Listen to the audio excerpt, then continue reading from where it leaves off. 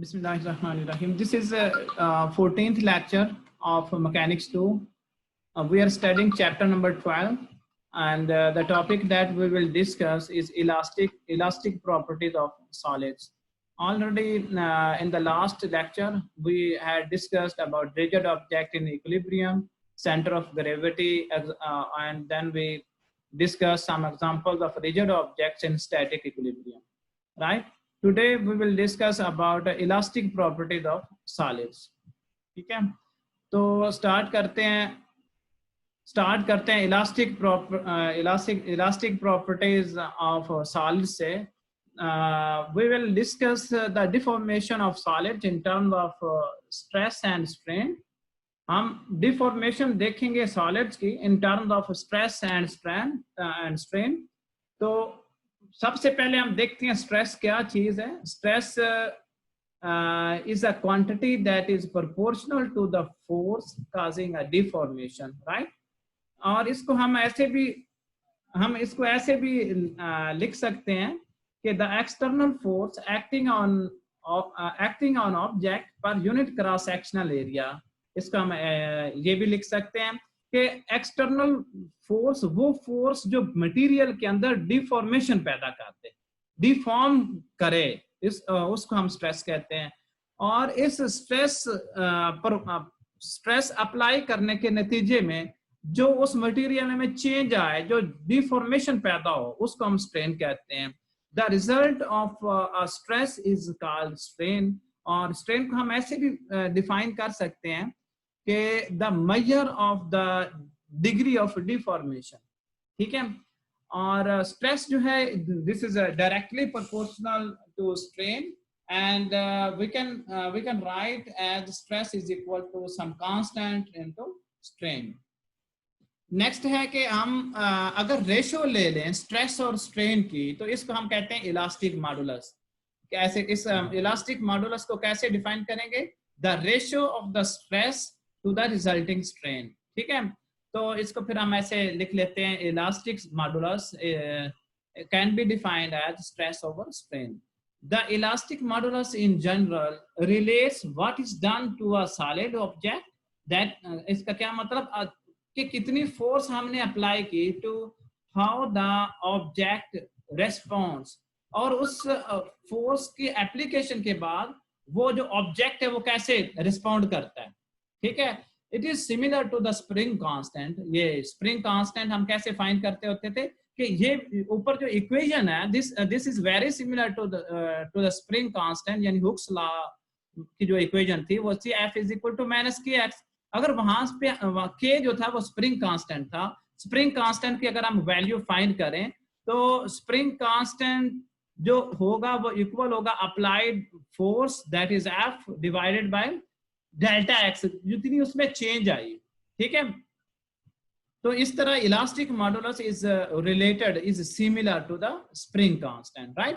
तो उसके बाद इलास्टिक मॉडुलस को हम तीन हिस्सों में डिवाइड करते हैं. तीन के स्ट्रेस किस तरह की अप्लाई हो रही है ऑब्जेक्ट के ऊपर, उस बेस पे हम तीन टाइप्स में डिवाइड करते हैं इलास्टिक मॉडुलस को. क्या फर्स्ट जो है वो है यंग्स मॉडुलस.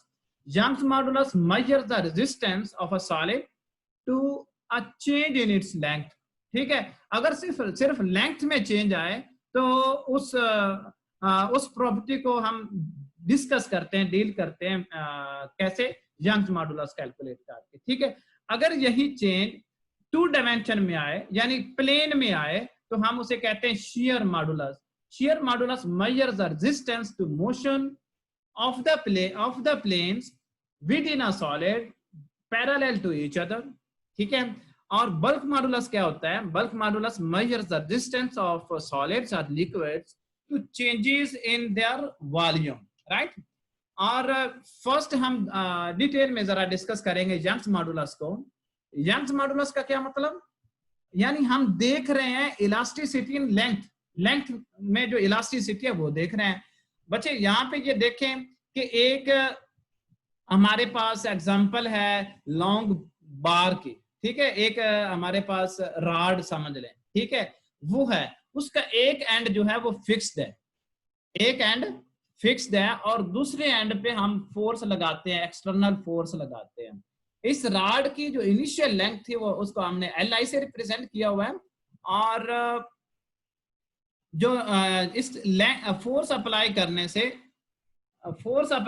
से इसमें जो चेंज आती है उसे हम डेल्टा एल से रिप्रेजेंट कर रहे हैं यहाँ पे, ठीक है। A long bar that is clamped at one end, जो कि एक एंड से क्लैंप की हुई है, फिक्स, उसका एक एंड जो है वो फिक्स है। When external force is applied, जब एक एक्सटर्नल फोर्स अप्लाई होती है तो क्या होता है, internal forces in the bar resist to distortion, यानी इस चेंज, इस स्ट्रेचिंग के खिलाफ मुजाहमत करती हैं, ठीक है। नेक्स्ट स्लाइड में ये बताया हुआ है टेंसाइल स्ट्रेस और टेंसाइल स्ट्रेन के बारे में। ये उससे पहले ये फिगर देखते हैं। इस फिगर में हम स्ट्रेस अप्लाई कर रहे हैं मेगा पास्कल में और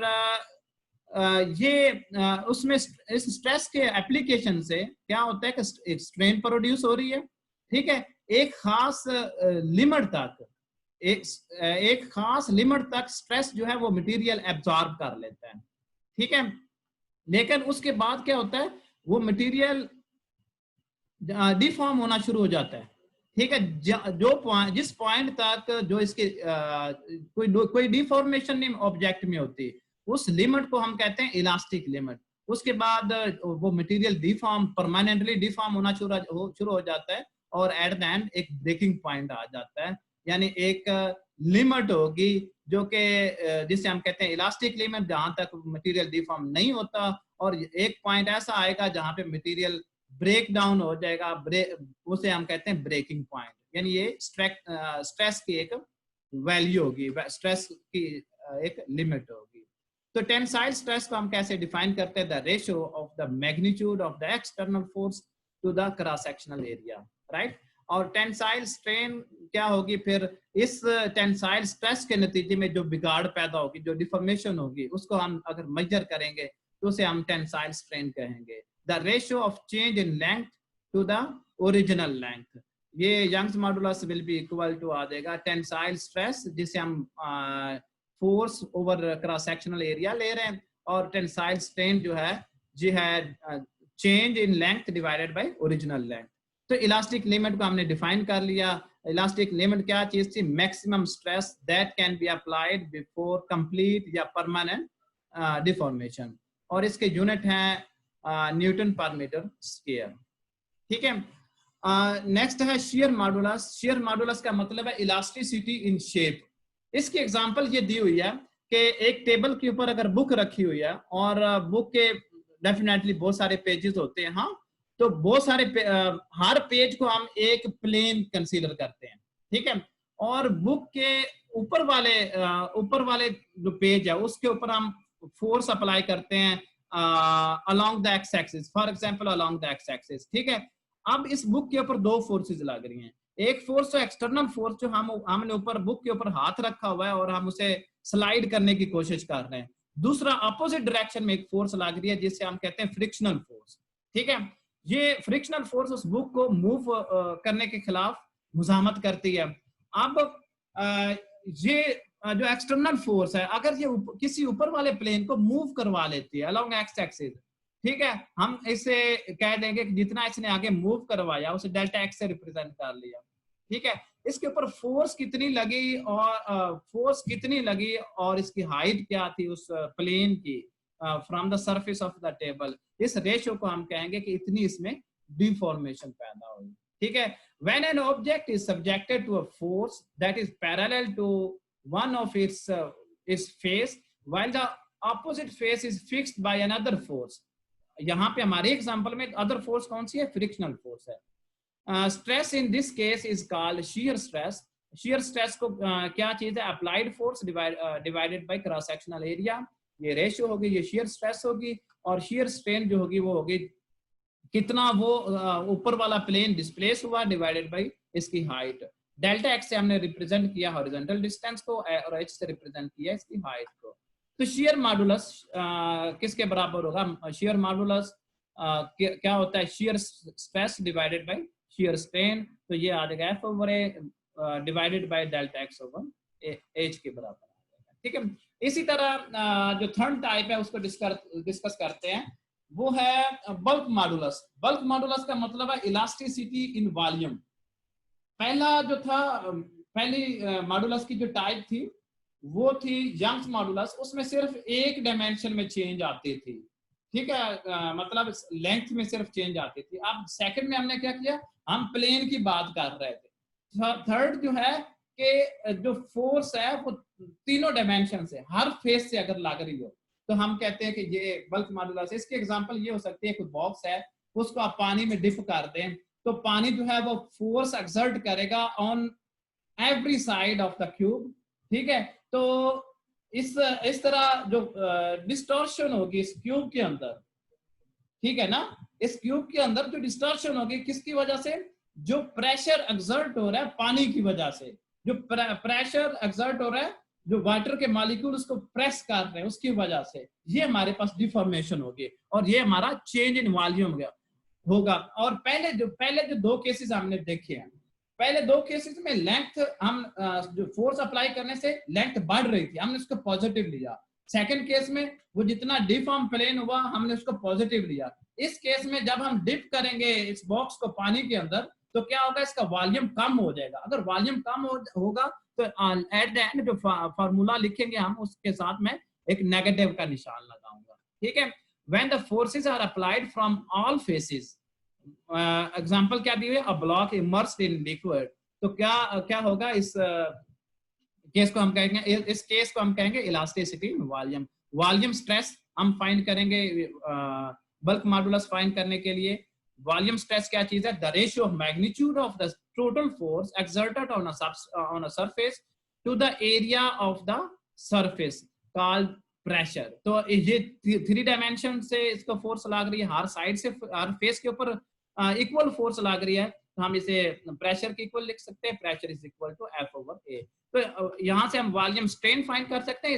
इस स्ट्रेस के की एप्लीकेशन से जो चेंज आई है, जो बिगाड़ पैदा हुई है इसमें, उसको हम स्ट्रेन कहेंगे, ठीक है। तो strain will be equal to delta V over V i. Bulk modulus फिर किसके बराबर होगा, बल्क मॉडुलस कैपिटल बी से रिप्रेजेंट करते हैं, volume stress divided by volume strain के बराबर होगी। और इसे हम लिख सकते हैं minus delta F over A, minus delta F over A को हम डेल्टा पी भी लिख सकते हैं, अगले स्टेप में ये किया हुआ है। और जो चेंज आई है, change ratio of the change in volume divided by original volume, ठीक है, ये इसके बराबर आ जाएगा। ये था बच्चे elasticity of the solid materials, ठीक है। अब हम डिस्कस करते हैं प्री स्ट्रेस्ड कंक्रीट के बारे में।